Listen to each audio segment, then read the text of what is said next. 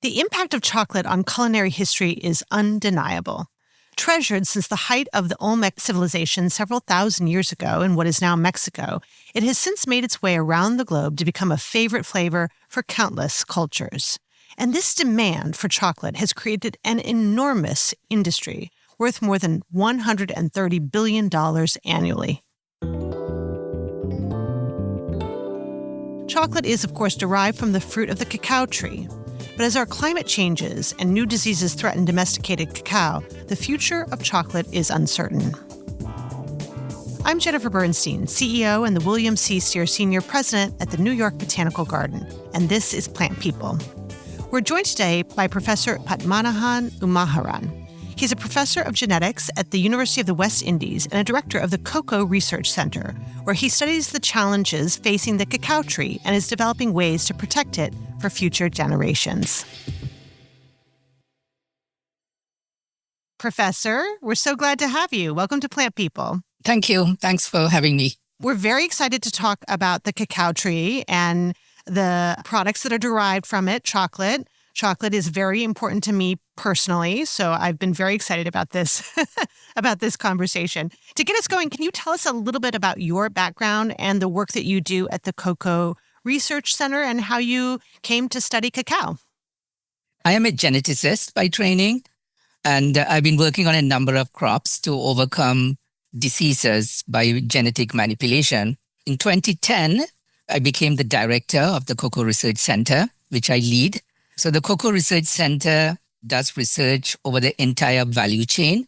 We do research in conservation. We have the International Cocoa Gene Bank, which is the largest collection of cocoa varieties in the world, in Trinidad and Tobago.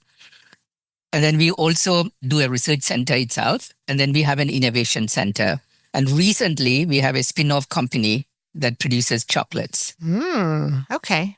That's wonderful. So we're using cocoa and cacao interchangeably so far. Can you explain that distinction for us? There's not much of a difference. So usually in nomenclature, we refer to the tree as cacao and the product that comes from it as cocoa.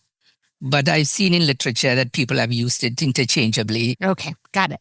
So for the listener who I'm sure has encountered chocolate but may not have encountered a cacao tree, can you describe a cacao tree? How tall do they grow? What does the fruit look like? What do these plants look like? So the cocoa tree is a neotropical species. It evolved in the western part of South America, in Peru, Ecuador, Colombia, the Amazonian area. It evolved under the Amazon forest as an understory tree, so it likes shade. And usually in a typical forest system, it produces a lot of suckers, which we call chupons, and it produces a big clump. That's how it grows in the forest. But in a cultivated state, we try to modify it so that it fits into an orchard system.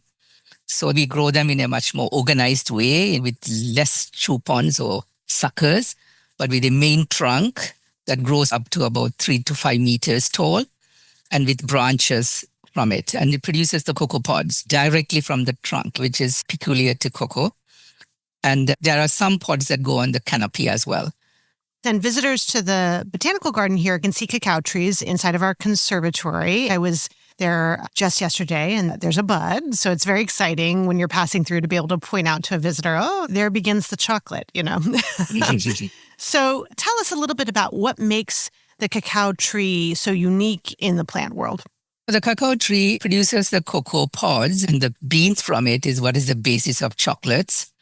And increasingly, it's being also recognized as a nutraceutical because it provides a lot of cardiovascular protection, so to speak. The cocoa butter itself is very, very important because it is probably the most valuable part of the cocoa bean. So if you take the cocoa bean, 50% of it is the cocoa butter, and the other 50% is called the cocoa solids. And usually when we squeeze out the butter, and we grind the cocoa solids into a powder is what you normally get in the cocoa drinks that you make, right? So the cocoa powder. Mm-hmm. And the cocoa butter goes into making chocolates and cosmetics and various things. So cocoa has a wide variety of uses. That's what makes it special, I think. That's interesting. You said cosmetics. I mean, I'm most familiar as a chocolate lover with the edible products that come from this plant. Tell us a little bit about the other kinds of products that are derived. Yeah, the cocoa butter is used in a number of different cosmetic products, basically because the cocoa butter is considered to be very good for the skin. So a lot of the skin lotions and so on, they contain cocoa butter. The cocoa pulp is used in beverages, but cocoa beans that go into the confectionery part is the most popularly known. And what is that process like? Usually you harvest the cocoa pods, you take out the beans, and it goes to a fermentation process which lasts about 6 days. And then you dry it. The dried beans are roasted and broken up into nibs, and then they're ground into a paste. And then you add the sugar and the milk and whatever you want into it. And then you temper it, which is a process of making it into a sort of crystalline structure. So it gives it a little shine and texture to it. And that is molded. So that's it. Most people don't know about that pre-processing part, the fermentation and drying, which is important because it provides you the flavor profiles that you experience in a chocolate. So this is why the bean-to-bar chocolatiers are becoming very popular, because how you ferment and dry it is important. But the chocolate making part of it is also important because how you roast it, you do a low roast or medium roast or high roast, and then how you make it into chocolate is also important. So final product depends on both the post-harvest processing and the chocolate making, both of them. So you study diseases that threaten the cacao trees, and I'm interested in learning how serious are these diseases and what progress is being made to address the threats. There are different kinds of diseases. The most important globally distributed disease is called the black pod disease, caused by an organism called Phytophthora parmivora. It's a fungus-like organism that causes these pods to turn black and damage the pod. So that is why it's called the black pod disease. Did you say it's a fungus-like? Yeah, so it's in between an algae, a mold, and a fungus. It's in between the two because it's classified as fungus-like. It's not a true fungus, but it invades the pods and damages the pod. So typically, if you don't manage the disease, you can lose as much as 40% of your yield, and it's ubiquitous. It's all over the world. So that is considered to be the number one disease. Then there are other diseases which are peculiar to different parts of the world. So in South America, you have, in addition to black pod, you have the witch's broom disease and also the frosty pod disease, which are true fungal diseases. And then in West Africa, you have the cocoa swollen shoot disease in addition to the black pod disease. And are you looking for genetic traits that can make species more resilient to these threats? Exactly. We are the custodian of the International Cocoa Gene Bank, which is the largest collection of cocoa varieties. We have about 2,400 varieties of cocoa in our collection. These varieties were collected from Colombia, Ecuador, Peru, Central America, Caribbean, and brought into Trinidad to the conservatory. So very much like your botanical gardens, which is a conservatory, we have a field collection of these 2,400 plus varieties.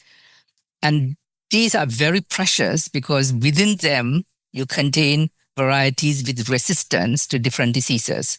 So in our research, we have been looking for varieties that have resistance to black pod disease, witch's broom disease, and so on, and then looking at how they are controlled by genes and being able to transfer those genes into the better varieties so the commercial varieties become resistant.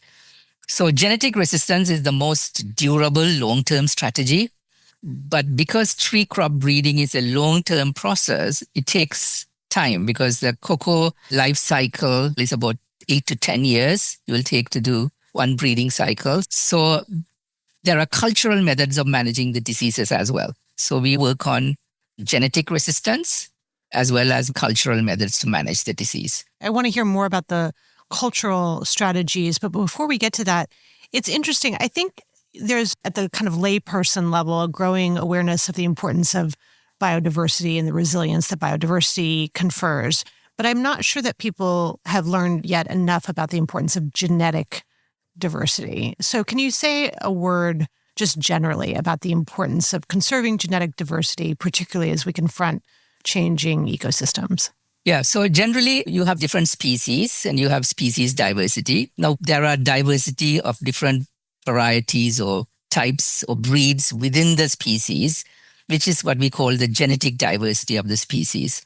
And the genetic diversity is what gives the resilience to that species. So if your genetic diversity is lost, the species can become extinct very quickly because it cannot adapt to changing environments. Similarly, if you have a wide genetic diversity, then you can use that to mold it into different kinds of varieties with better characteristics that farmers can grow. So the genetic diversity of, in this case, cocoa species is very, very important in order to create resilient types that can withstand climate change and other diseases that affect cocoa. Great. Can you talk a little bit about the cultural strategies that are also being employed as you look at the genetic side? You're also looking at these cultural strategies. So let's hear about that. Yeah, a disease becomes an epidemic when the environment is conducive for the disease to spread. So in cultural practices, we try to make the environment less desirable to the disease so the disease doesn't multiply and spread. So cultural practices could be pruning the tree to open up the canopy so there's more light coming in, and light is like a disinfectant, reduces the humidity so the diseases don't spread rapidly. It could be modifying the soil environment. It could be reducing the shade trees. If you have too much shade, you have more diseases and so on. So cultural practices, modifications of the environment under which the cocoa tree grows so that you minimize the probability of the disease becoming an epidemic. So we've already talked a little bit about climate change and the threat that it's presenting to all different kinds of species. And certainly it's reshaping global agriculture. So can you talk about how cacao production is being impacted, especially in regions that are already vulnerable to heat or changing rainfall patterns? Yeah, so climate change has created a lot of problems around the world. And in the last couple of years, the cocoa prices went from about 2,500 US per metric ton to as much as 12,000 US per metric ton. That's a lot more. Yeah, that's because of the climate change that is causing the trees to not produce or having more diseases, causing the yield to be lost. And that is what causing the price volatility that we are seeing in the market space. There are climate smart practices, which are also cultural practices that you can use to mitigate against adverse climate events. And also you can use building genetic resilience by increasing the diversity in the farm or by increasing tolerance to various abiotic stresses. Both strategies are being used at the moment. So let's talk a little bit about the conservation efforts that are underway. What does conservation look like for wild cacao? Most of the cacao we have in our collection were collected from the wild. They are not cultivated. They are collected and they are conserved in a gene bank. Our gene bank is about 100-acre estate. And in addition to the cocoa, we also have other species that are related to cocoa in our collection. So we'll clonally multiply each variety and we plant it in plots of 8 or 16 trees. The reason why we conserve it as trees and not as seeds is because the cocoa seeds don't have a long viability period. So they lose their viability within a couple of weeks. Weeks? Yeah. And typically all oil seeds do not have a very long viability period. And cocoa being 50% cocoa butter is an oil seed, so it loses viability. So that is why we have to either keep it as tissue culture or you have to keep it as a field collection. And now the problem is that not all varieties respond well to tissue culturing. Some varieties, you can culture them and others are more recalcitrant. So that's why we have our collection as a field collection, because that is the most robust way to manage it. That's great. So you're doing the ex situ conservation through the gene bank that you've developed and the field conservation that you've just described. Can you talk a little bit about any in situ conservation efforts that are underway? There are efforts for in situ conservation in the centers of diversity. So the cocoa originated, as I said, in the western part of South America. So there's a lot of effort to preserve the Amazonian forest where the cocoa is evolved as an understory. We still believe that not all the cocoa varieties have been collected and conserved ex situ. So there are lots of diversity still there in the Amazon jungles. So it's important more and more to really maintain those diversity. But as countries develop, a lot of these jungles are really becoming cities and highways and so on. Then there's the forest fires causing considerable damage to these in situ collections. So we need both. Both. You need to have a balance between the two. Yeah. So I understand that Trinidad, where you are located, is known for producing some of the finest cacao beans in the world, and that the University of the West Indies, as you mentioned earlier, has recently opened a factory producing chocolate. Can you talk about why Trinidad produces such high quality beans and also some of the challenges maybe of growing there? Yeah, so Trinidad has a very long history in cultivating cocoa. So when the Spaniards went into Central America for the first time and they encountered cocoa and they took it to Europe, it became very popular. And they needed to plant it in plantation scale because in Central America, the cocoa was really grown in the forest and harvested and used and not really cultivated. So the Spaniards would have planted cocoa in the larger islands, Hispaniola, Jamaica, Trinidad. They established cocoa from Central America. And this was a kind of cocoa called the Criollo cocoa. And this had a very delicate, fine flavor. So it was less bitter. And that's why they planted it in the Caribbean. But these Criollo types are very susceptible to diseases. So very quickly, the trees started dying in Trinidad. Now, because Trinidad is very close to South America, the planters went across and collected another type from South America called the Amelinado type and brought it in and planted it in between that surviving Criollo trees. And the intermingling of these two created this new breed called the Trinitario. And the Trinitario was special because it had the flavor profile of the Criollos from Central America and the robustness and hardiness of the types that came from South America. And that is why the Trinitarios became very popular. They are much higher yielding, they are much more robust, and therefore they became the mainstay of Trinidad's economy. And from Trinidad, it spread around the world. I see. So cocoa is obviously a major global industry. It's worth more than $130 billion annually. What responsibilities do you think major chocolate companies have when it comes to sustainability, fair labor, long-term agricultural resilience? Yeah, I think that chocolate companies have an immense role because unless the farmers are economically viable, they're going to leave cocoa production. So it's important for economic sustainability, the social sustainability, and environmental sustainability. Cocoa is often grown under conditions where they are not environmentally sustainable. So if you want to really look at long-term value for the cocoa industry to survive, then we need to look at sustainability as a whole. What are the conditions that make it environmentally unsustainable? Because cocoa, when you grow them without adding fertility, the soil fertility declines over time. Then you have to put a lot of inputs. Yeah, and then if you put too much of chemical inputs, it creates soil imbalances and so on.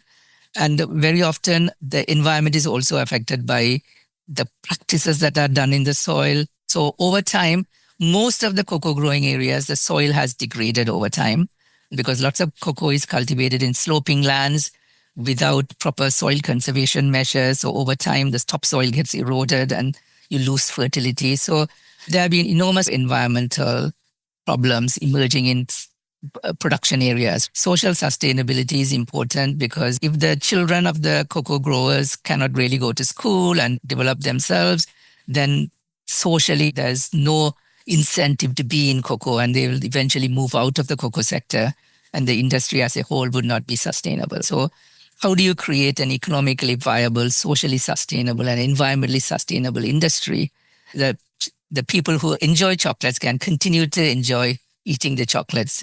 Mm-hmm. What are some of the mitigations that responsible manufacturers are embracing that you think make these systems more sustainable? There are certification agencies that have emerged, third-party certifications. We look at environmental sustainability of farms, looking at fair trade opportunities for farms. And these are measures to really inculcate in the final product the brand value that the consumers can see that they are consuming products of a particular sustainable type. So there are large-scale chocolate manufacturers who will buy beans in bulk and make it into chocolates and sell. These are the bigger chocolate companies.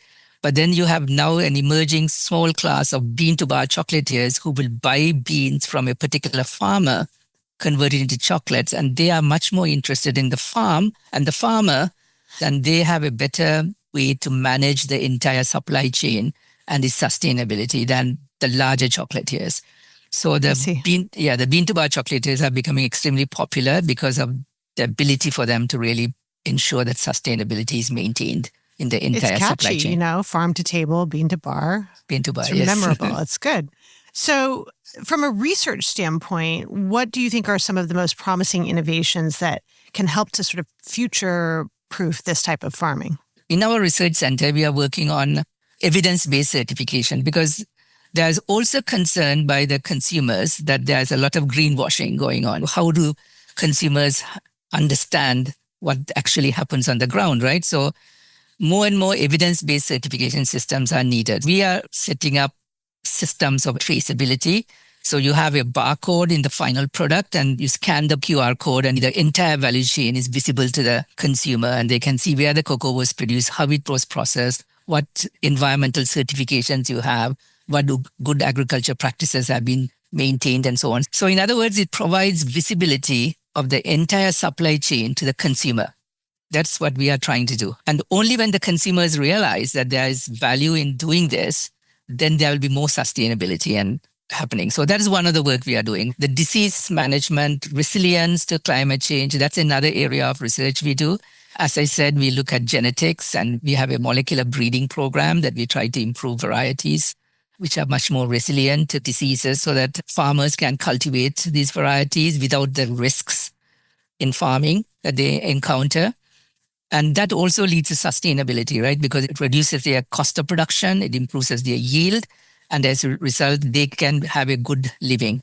And then we also do work on post-harvest processing. So we have been doing some work on really understanding what contributes to flavor. Some of it is genetic, some of it is the way you process the beans, some of it is the microbes that are used in processing. And how do you create a consistent flavor to the consumer? Food safety is another area we work on. There are lots of food safety problems like lead-contaminated chocolates, cadmium-contaminated chocolates, aluminium-contaminated chocolates, and how do you mitigate these food safety concerns in the supply chain so that consumers don't have to be worried about the final product. Some of our work is being supported by chocolate companies because they themselves are concerned about the sustainability and the food safety and all those things. And some of the work is being funded by developmental agencies. So much of our work is about overcoming challenges that the actors along the value chain are facing. Yeah, and sort of creating some visibility and transparency into those processes for the end consumer. So we talked a lot about chocolate. Of course, that's always top of mind. What other sort of ecological or other benefits should we be aware of from cacao trees? Cacao is a tree crop, right? So tree crops have a big role to play in conservation of soils because particularly in slopey terrains, cocoa can hold the soil and be able to mitigate against soil erosion, interception of water, and so on. So many watersheds for water security, they have plantations, agroforestry systems, which contain forestry trees, which provide shade, and cocoa trees, which provide the revenue to the farmer. So most of the slopey areas in Trinidad and Tobago, we advocate growing tree crops. Mostly it's cocoa is a major tree crop, but there's breadfruit and avocado and so on. These provide a strong environmental service, protecting the soil, ensuring the water supply is good. So I think it has a number of environmental services in addition to providing us the chocolates that we like. That's wonderful to hear. So finally, to close us out, I'm interested in tips that you have for chocolate lovers like me. What can we do to support more sustainable and environmentally responsible cocoa production? The consumers should be much more aware of the chocolates that they buy because there's a lot of greenwashing in the space. So more and more, there's a lot more evidence-based certification systems that are coming in, and they should be taking more cognizance to those new changes that are happening. And even if they pay $1 more or something, you are contributing to the sustainability of the supply chain because making sure that things are sustainable costs money, right? And therefore, the farmers should be rewarded for that. Otherwise, they would not really maintain sustainable practices and we'll all lose our chocolates. It starts from the consumer. So we are trying to go to trade shows in the US as well as in the other places to educate consumers about sustainability and this sort of transparent system that we are building, providing visibility of the entire supply chain to the customer. And the customer should be able to use it to understand what they're buying. Yeah, that way they can enjoy the chocolate and they can feel good about eating it. So thank you for your good work. And thank you so much for being with us today on Plant People. Thank you very much for having me. If you can't think of a world without chocolate, you're not alone. Thankfully, with experts like Professor Pat on the case, there's still light at the end of the tunnel for this worldwide favorite. If you'd like to learn more about the work being done to strengthen resilience of the cocoa tree, head to nybg.org for show notes and more. Plant People is sponsored by Bartlett Tree Experts. Plant People is a co-production of NYBG and PRX Productions. From PRX, Plant People is produced by Ali Budner, Courtney Florentine, Genevieve Sponsler, Adriana Rosas Rivera, and Pedro Rafael Rosado. The executive producer of PRX Productions is Jocelyn Gonzalez. From NYBG, Plant People is produced by Charlie Nork, Cosette Patterson, Matt Newman, Kate Tyler, and Michael Crowley. Views expressed by guests are their own and not necessarily representative of NYBG. If you're a plant person and want to give us a boost, please rate us on whatever podcast app you use, like iHeart, Spotify, or Apple Podcasts, or share us with a friend.